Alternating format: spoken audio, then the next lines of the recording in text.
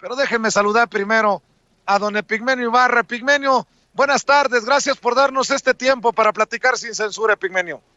Al contrario, Vicente, muchas gracias a ti por invitarme. Epigmenio, para empezar, el 2 de octubre no se olvida. 2 de octubre no se olvida, imposible callar lo que sucedió. Imposible decir, fue el PRI, fue el Estado Mayor Presidencial, fueron Luis Echeverría y fue Gustavo Díaz Ordaz. Fue la prensa que cayó ante el crimen, fue la clase política que guardó silencio sumiso y cómplice. Y ahí se sembró la semilla que hoy está germinando de las libertades democráticas. Y ahí también se estableció algo que con sangre sellamos, nunca más el autoritarismo. 52 años del 2 de octubre en un país en transformación. Eso es por lo que lucharon desde entonces los compañeros estudiantes y lo que hoy se tiene en este país. Epigmenio, bien dices que de aquí ha germinado la lucha y muchos de esos que tienen 52 años pidiendo justicia seguramente estaban atentos a la decisión de los ministros de la Suprema Corte de Justicia de la Nación ayer. Algo que, así como los más de 2 millones de firmas del pueblo para pedir la consulta, se ha convertido, no sé si tú lo leas así, como una victoria popular, que el máximo tribunal del país escucha al pueblo, Epigmenio. En efecto, ayer se hizo historia y se hizo justicia. La Suprema Corte de Justicia no fue más una puerta cerrada. Dijo eso el presidente de la Suprema Corte, no debemos ser una puerta cerrada. Ayer se abrieron las puertas de la justicia y se abrieron empujadas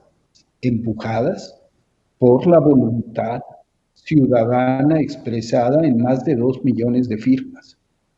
Se abrieron empujadas por la decisión del presidente de enviar una petición. Fue una victoria del pueblo y así hay que decirlo, no hay que ser avaros con la victoria, se produce tan pocas veces que hay que festejarla, hay que nombrarla. Esos más de 2 millones de firmas empujaron al presidente a hacer la petición. El presidente empujó a la Corte y la Corte resolvió escuchando al pueblo. Y falta todavía, porque apenas en el Instituto Nacional Electoral se están recontando las firmas. Y una vez que se termine el recuento, se pasa a la Suprema Corte de Justicia. Así que habrá otra sesión de la Corte, analizando ahora la petición de Omar García, sobreviviente de Ayotzinapa, y de Ariana Baena, estudiante guerrerense desplazada por la violencia, a la que apoyamos 2 millones de mexicanos con nuestras firmas, y cientos y miles de mexicanas y mexicanos en la organización. En esta primera victoria extraordinaria que fue superar en solo 10 días el límite de cartas que se necesitaba, de firmas que se necesitaba, y ahora rubricado por esta decisión que honra a la Suprema Corte y señala a los ministros que no tienen empatía con el pueblo, pero nos dice que la mayoría de la Suprema Corte, de las y los ministros, fueron sensibles al clamor ciudadano de justicia. Es una victoria en toda la extensión de la palabra. Y yo me felicito a la gente, agradezco a Omar y agradezco a Ariana, agradezco a Citlali, a Alina Duarte, que ha contado toda esta historia, siendo la única que ha llevado puntualmente la crónica de esta victoria. Y a ti, mi querido Gustavo, que en Sin Censura has dado un espacio que ningún otro medio dio a esta hazaña, a esta epopeya ciudadana. hay que sacarnos el sombrero por el discurso del ministro presidente de la Suprema Corte de Justicia de la Nación, Arturo Saldívar, pero también hay que decir que andan desquiciados los que no admiten la victoria del pueblo. Yo ayer escribí en Twitter, Epigmenio, que así como León Krause, así como Leo Zuckerman, así como Enrique Krause, como Ciro Gómez Leiva, tienen todo el derecho de despotricar contra los ministros de la Suprema. Así muchos periodistas tendríamos el derecho de decir, estamos del lado correcto de la historia, ¿no? Tu servidor Vicente Serrano, sin máscaras, dice, yo me siento del lado correcto de la historia porque estoy del lado del pueblo. Pero ¿por qué ellos tendrían el derecho de despotricar y nosotros no tendríamos el derecho de celebrar? Andan con todo, ya seguramente los has leído, los has escuchado. Fíjate que yo voy a hacer otra vez, la vez pasada te lo dije, mi querido Vicente, yo ya no los leo. ¿Por qué? Porque no tienen argumentos, porque hablan desde la rabia y el resentimiento, porque repiten las mismas necedades y las mismas falacias. Ahora resulta que hablan de dictadura y de tragedia nacional cuando se consumó ayer una cosa tan honrosa y tan importante y tan racional. Ahora resulta que si se escucha la voz del pueblo que quiere que se juzgue a los crímenes del pasado y a los criminales del pasado, a quienes se parapetaron detrás del poder para delinquir, eso es una transgresión democrática. Están muy mal, están desesperados. Hablan igual los fanáticos en la plaza de Frena que los intelectuales. Aguilar Camín dice pendejo y petulante al presidente y su discurso no es diferente de lo que dice el fascista Gilberto Lozano. Son groseros, son rudimentarios, hablan desde la rabia y no pueden con la democracia, no pueden, y menos con la democracia participativa. Para ellos la democracia es estar ellos al mando, ser dueños del oído del gobernante, recibir dinero, tener privilegios, obtener prebendas del poder. Pero que el pueblo haga algo más que votar, callar y obedecer. Que el pueblo vote, sea consultado y haga valer su voz, eso les parece inaceptable. La verdad, yo les recomendaría a la gente que busque otras fuentes de información, que no se angustie demasiado por lo que dicen estos que lo único que a estas alturas desean es fracturar el orden constitucional. Tenemos que tener conciencia de que la derecha está operando un plan golpista y que las posiciones se han encontrado, que los intelectuales, los columnistas, los líderes de opinión, los fanáticos, están actuando, no digo concertadamente, pero que sus intereses coinciden. Y sus intereses coinciden en una cosa: no toleran ni la democracia, ni los triunfos de la misma, y están dispuestos a hacer cualquier cosa. Y nosotros cometeríamos un crimen y un suicidio si no estuviéramos al tanto de esto. No sé si escuchaste, no sé si lo viste, me imagino que sí, porque eres asiduo en el Twitter, y perdón por insistir con esto, pero yo lo vengo denunciando desde que inicié el programa, y estoy esperando tu opinión porque te respeto, tú sabes que te admiro. Francisco Martín Moreno, quien se la da de intelectual, quien ya pidió en su columna de El Reforma hace unos meses la mano intervencionista de Trump contra López Obrador, ahora en el programa de Ferriz, y salió por ahí el extracto, dice, propongo que si regresáramos a la Inquisición, colgaríamos, no, quemaríamos vivos a los morenistas. Oye, esto ya es algo que debería de ameritar que las autoridades por lo menos indagaran. Yo sé que tú no les quieres dar más valor de lo que merece una opinión de estos personajes, pero está incitando al odio de esos que, como Rafael Loret de Mola, ya el papá de Loret de Mola miente con tal de tener un poquito de reflectores, o los que están acampando en las casitas de campaña con un discurso de odio y violento, Epigmenio. Mira, de eso escribí precisamente esta semana. La derecha está tratando de incubar el huevo de la serpiente. Eso es el fascismo. Hay que tener claro que el fascismo está vivo en México. Hay que tener claro que personajes, pues ya dementes, quien invoque a la Inquisición, una institución que nadie en el mundo celebra. O sea, hoy, ¿qué fanático puede hablar? Desear el retorno de una institución perversa y macabra como la Inquisición. ¿Quién puede hablar del tormento, de quemar vivos? Solamente un loco, un demente. ¿Dónde puede hacerlo?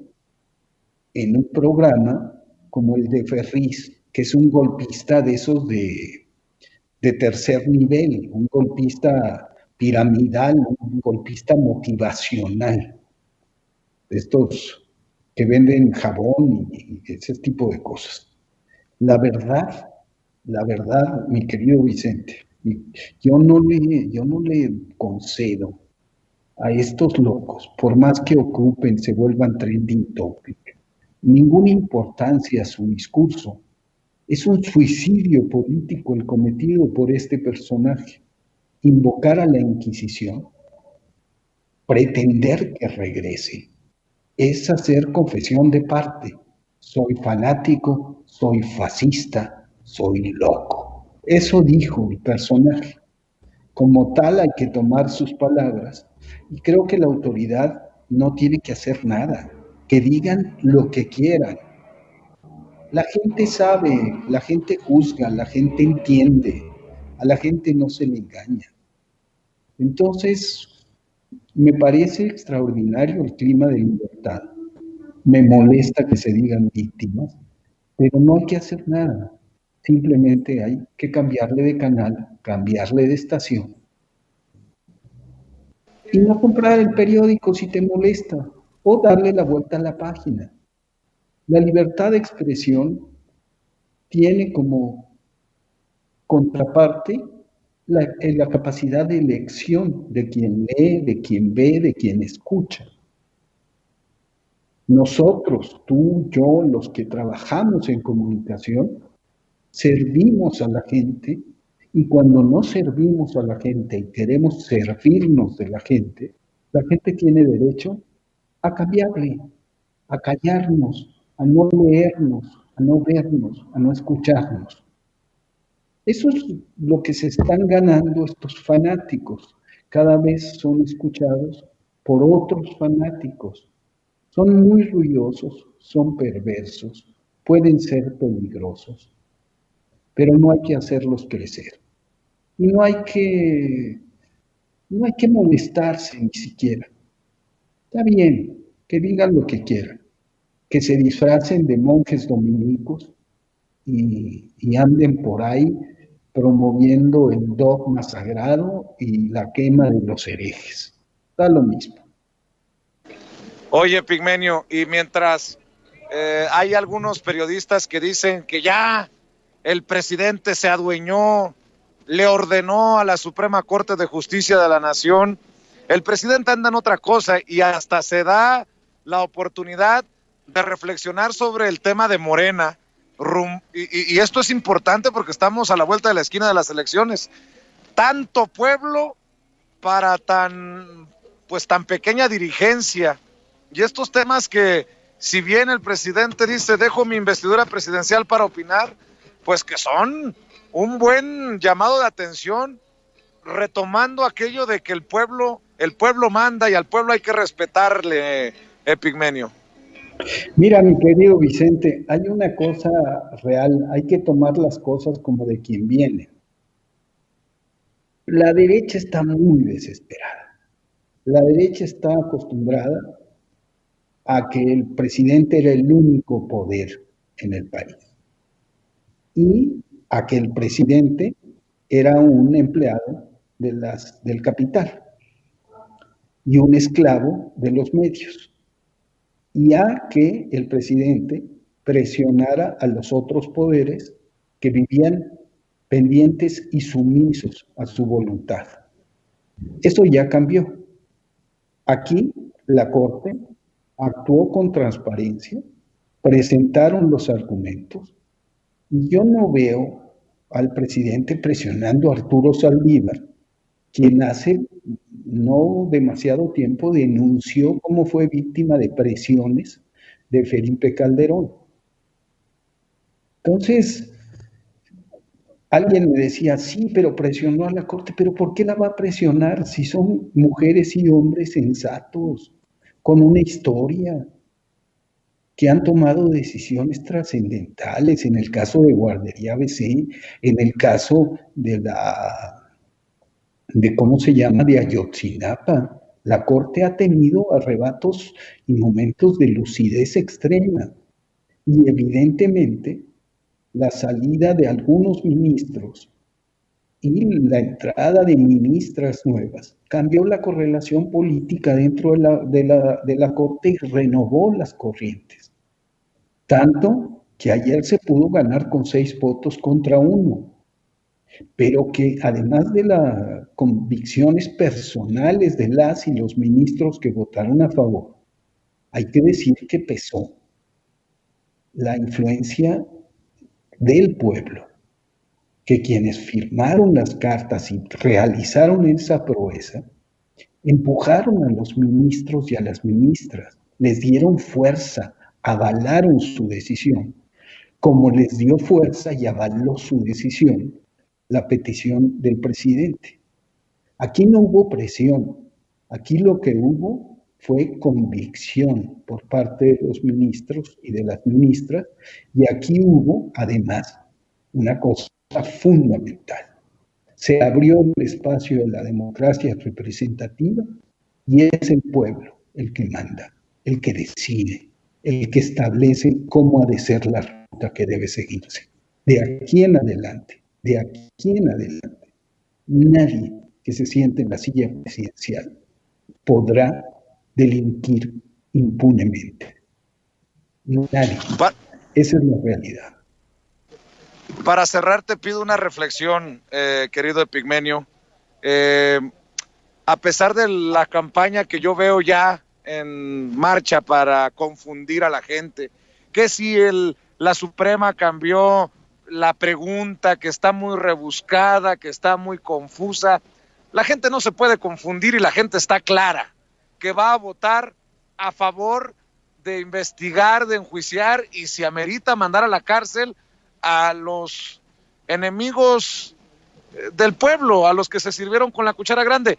Por eso tu reflexión, a pesar de las campañas que se vengan, a pesar de lo que le digan a la gente, que no se confundan, la gente debe de estar más clara que nunca. Es que la gente está clara y acudió a firmar, y que acudan 2 millones, quiere decir que 4 o 5 millones de personas más estuvieron enteradas de esto, y que muchas más se van enterando por estas 5, que hay un efecto multiplicador, y que el efecto de las mañaneras y el efecto de las redes y la razón y la fuerza de los argumentos se impone por un lado, y por el otro lado la experiencia. La gente ha sido víctima de estos infames. La gente, hasta las encuestas del Universal lo establecen. Si tú le preguntas a cualquier persona, ¿quiere que se juzgue a los expresidentes?, te dice que sí. Si la pregunta no dice los expresidentes, pero se sabe el entorno, y ha sido un debate nacional tan intenso, la gente va a decir sí, queremos que se castiguen a los crímenes del pasado. Los crímenes del pasado son los crímenes perpetrados por los expresidentes. Entonces yo le llamo a la gente que debata, que discuta, que recupere la memoria de los agravios sufridos, que tenga en mente lo que estos infames han hecho sufrir a este país, que recuerde a los muertos, que recuerde a los desaparecidos, que recuerde a las víctimas, que recuerde la miseria debida a la corrupción, que recuerde cómo remataron los bienes de la nación, que recuerde al avión presidencial y las cortes que se subían en él, que recuerde la megalomanía de Felipe Calderón, el dispendio de Enrique Peña Nieto, la traición de Fox, que recuerde y actúe, que pida justicia, que no se le borren los nombres, los rostros, las acciones de estos individuos que llegados al máximo poder en México lo usaron para cometer crímenes atroces. De estos personajes como Salinas, como Calderón, como Peña, como Fox, que traicionaron al pueblo, que tiene las manos manchadas de sangre inocente y los bolsillos llenos de dinero de la gente. Que piensen en eso, que piensen que castigando a quienes delinquieron en el pasado, evitarán que haya criminales en el poder en el futuro. Esa es la reflexión que hay que hacer. Se castiga el crimen para impedir que se repita. Queremos presidentes que nos sirvan y no que se sirvan de nosotros. Ese es el llamado que hago a la gente. Llevar a juicio a los expresidentes no es juzgar el pasado, es inaugurar el futuro. Qué conmovedora reflexión, se me eriza la piel, y desde esta Plaza de las Tres Culturas yo digo, silencio nunca más, mi querido Epigmenio, no más impunidad. Y si la autoridad de procuración de justicia o de impartición de justicia no hace como históricamente no hizo su trabajo, que el pueblo lo demande. Te mando un abrazo, querido Epigmenio, y muchas gracias por tu tiempo. Te abrazo, Vicente, y abrazo a tu público. Muchas gracias. Gracias, es Epigmenio Ibarra hablando con nosotros sin censura.